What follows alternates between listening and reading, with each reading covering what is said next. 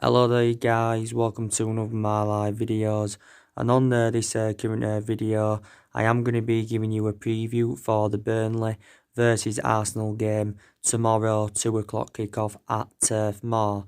Now I am going to predict an Arsenal win. The main explanation why I'm going to predict an Arsenal win is because Arsenal's record against Burnley is phenomenal. Burnley have lost their last 11 matches against Arsenal in all competitions, and Arsenal have won their last 10 league games against Burnley. Now, obviously, surprisingly though, Arsenal are sitting 10th in the league, so they have actually been very poor in the league this season. They have registered 30 points from 24 Premier League games, and I think that's their lowest tally since 1975-1976 season. And I think they're a good 10 points behind their top four, so I don't see them getting top four this season, but don't fully disregard it. And, Burnley are actually, level on points with Arsenal. They've also registered 30 points from 24 games. So they're both level on points. Southampton are surprisingly now above Arsenal. But I think, Arsenal could get some silverware on the board this season. I think there's a chance, they could win the FA Cup. Obviously, their last match did beat Bournemouth by two goals to one, was it, in the FA Cup fourth round. And of course, Arsenal are the most successful team in FA Cup history because they have won the most FA Cups. So that will be one of Arsenal's priorities. Also, the Europa League will be a priority for them because, they'll be hoping, to try and win the Europa League. So in that aspect, they can get automatic Champions League qualification.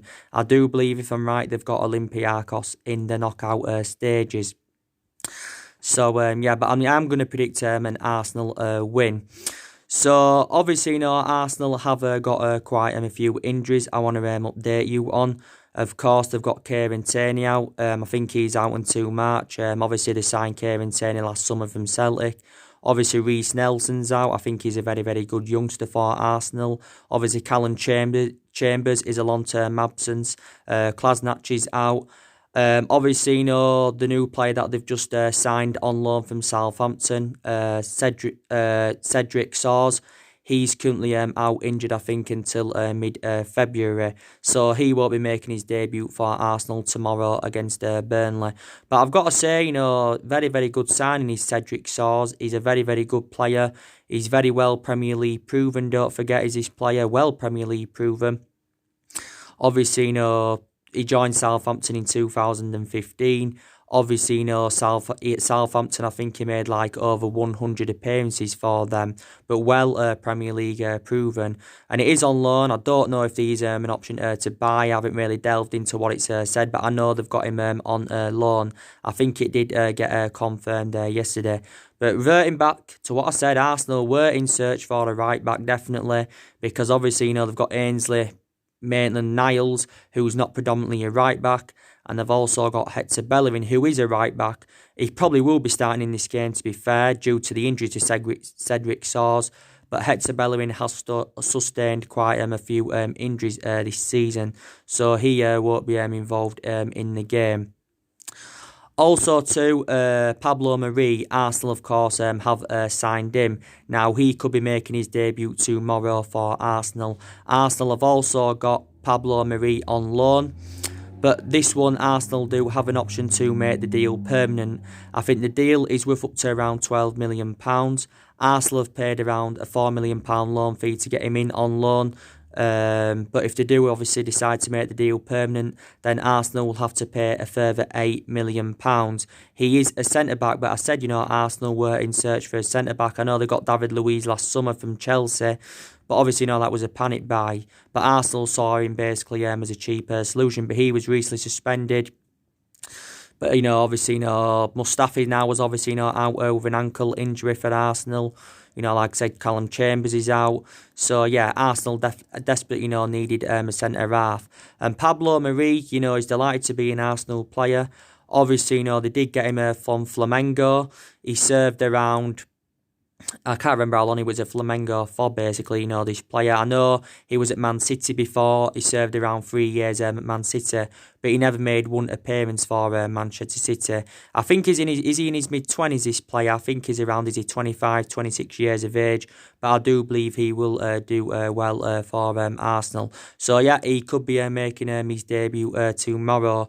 But to be fair, Arsenal have done good business in this transfer window. At least they have got 2 players in on loan. Possibly there may be still other areas in Arsenal's squad that do need to be addressed, maybe. Obviously, they did get some good signings in last summer. This is, of course, when they are doing Emery. They got Kieran Tierney in, David Luiz, Daniel Ceballos. I think they got him on loan from Real Madrid. He also was injured earlier on this season. I think William Saliba's due at Arsenal in the summer, because, they did get him from St Etienne, but he's being loaned back to St Etienne for the remainder of this season. They did get Nicolas Pepe for £70 million. I think, he's their most expensive signing. But I've got to say, to be fair, he has really rejuvenated himself as Nicolas Pepe. Enjoyed a bad start, but has recently rejuvenated himself, since Mikel Arteta, couldn't come in.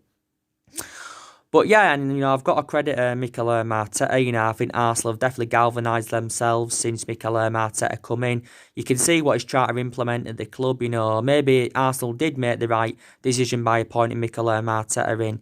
He knows the culture of the football club. Similar sort of thing, with Ole Gunnar Solskjaer. He knows the culture of my club, Manchester United, very, very well.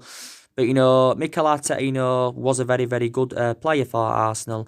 I know he hasn't really got that managerial experience, but that doesn't mean he won't succeed at Arsenal. He worked alongside Pep Guardiola as a coaching assistant at Man City, for around 3 years. So I think now he's following Guardiola's philosophy, and he is, of course, taking that to Arsenal Football Club. And I think Arteta's got around a 3.5-year deal. So Arteta, has made 2 signings for Arsenal, but, he's still in the process of rebuilding, because there's only 2 players here that are Mikel Arteta's, and that's the 2 signings they've brought in. Obviously still inheriting a lot of Emery's players who he brought in last summer. There's still obviously, players there from the Arsene Wenger era. Of course, Arsenal had Arsene Wenger for 22 years, so he was a long-serving manager. The mistake Arsenal made was not getting rid of Arsene Wenger at an earlier point. I think they did get rid of him too late, because he did go in May 2018. But I thought he had a good 12, 13 years with Arsenal. Did Arsene Wenger, he definitely did in that. But it is a transition period for Arsenal, because, Arsenal are on their 3rd manager this season. Obviously, before they had Arteta, they had Ljungberg in on a temporary basis. Obviously, it wasn't going right under him, so they didn't want to keep him on a permanent basis. Obviously, Emery enjoyed 18 months with Arsenal. Obviously, it didn't work out for him, I thought it would have done, to be fair, because, before he went to Arsenal, he did quite well with PSG. He won some silverware with them. He did quite well at Sevilla, but it just didn't work out under him. But, it hasn't only been problems with managers for Arsenal. Obviously, they've had problems with the backroom staff in the past. Obviously, they've had problems with the way the club's been run for several years. Obviously, Stan Kroenke, a lot of Arsenal fans have been criticising him.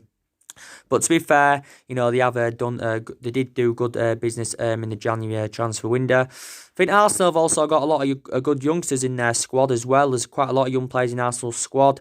I like that Saka, very, very good player. I think he scored against Bournemouth.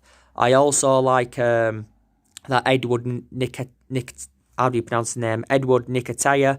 I think, Arsenal have got him back, because I think, if I'm right, he was on loan with Leeds United. I'm a big fan of, Reece Nelson. So they've got quite a few good youngsters in their team.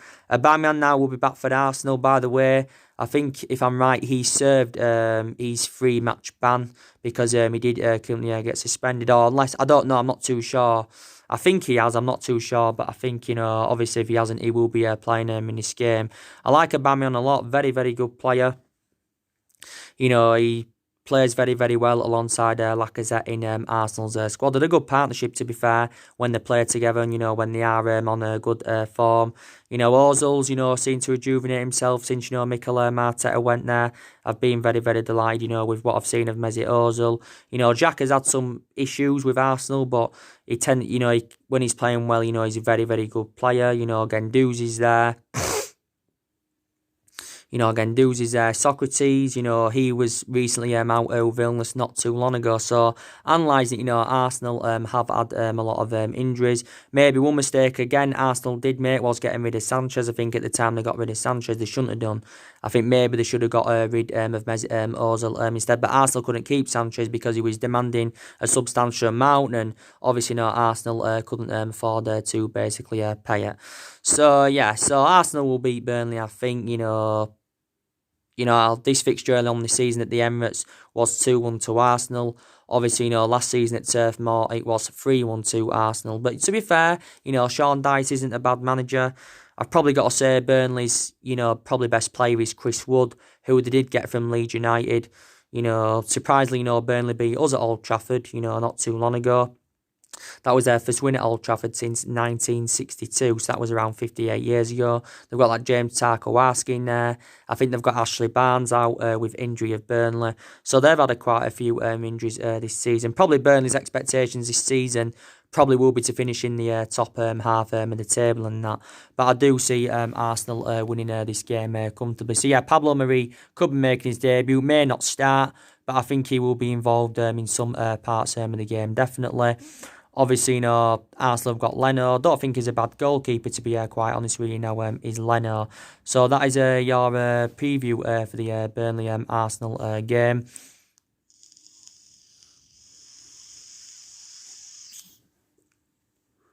Preview for the Burnley Arsenal game and that. Obviously, you saw my video that I've just recently done. Give you an update on some more transfer news. Obviously, now anywhere we know the transfer window is officially shut now. Obviously, it reopens again in the summer. My club, Manchester United, have confirmed, obviously, the signing of Odion Igalo from Shanghai Shenhua. We've got him on loan until the end of the season. There is no option to buy. Man United have paid around £3 or £4 million for the loan. And I think, we're going to pay a third of his wages because I think his wages are substantial. They're around £300,000 a week. I think he's set to be in Manchester, obviously, to undergo his medical. But that was officially confirmed yesterday before the transfer window shut. We have got him out on loan. Solskjaer's give his overarching view on it, and he said he's an experienced player. Is an option of a different type of centre-forward that will, is a different type of option. Is an option of a different type of centre forward, that will, the spell, to currently stay with us, basically in that. But I'm delighted about, bringing him in on loan because, Man United were in desperate search for a striker, reflecting on the injury to Marcus Rashford, because Marcus Rashford has sustained, obviously, a double fracture in his back and he's going to be out for at least the next couple of months. So I believe he's a good cover-up to Rashford. He's also a good alternative to Anthony Martial. I don't think we'll make the deal permanent. He's also a Manchester United fan. He's on Odion Igalo. He's a Manchester United fan, and he's also got experience of playing in the Premier League because don't forget he served 3 years with Watford. In his 3 years with Watford, he scored 39 goals in 99 matches. And I think during his 3 years with Watford, he actually played against Manchester United 3 times. I think he won 1 and lost 2. I think he made 1 appearance at Old Trafford. But in China, I think he scored around 46 goals in 72 games in China, did the player. And like I said, he's 30 years of age. I think last year he was a top scorer of the African Cups nations as well. So he is a prolific goal scorer, is this player. And I do believe he'll get his opportunities at Manchester United, definitely. And obviously, when he was younger, he played in Norway. He also played in Italy with Underneath. He also had a couple of loan spells with Granada, so he's played in Spain as this player. But I'm very delighted that Manchester United have got Odion Igalo in. Because, Solskjaer is wrong, because he actually said yesterday that he didn't expect Manchester United to make any more signings. But there again, Solskjaer said, Rojo and Ashley Young wouldn't leave in January, but obviously, they did. Rojo went out on loan to Estudiantes, and Young went to Inter Milan for 1.5 million after he did endure 8.5 years at Manchester United and that. But I'm very delighted. Of course, we've got Fernandes in. He's going to be making his debut today against Wolves. Solskjaer's confirmed that. He don't know. He can't estimate how much he will be involved in the game, but he is part of the squad. Is Fernandes, So it's good that we've made 2 signings this year.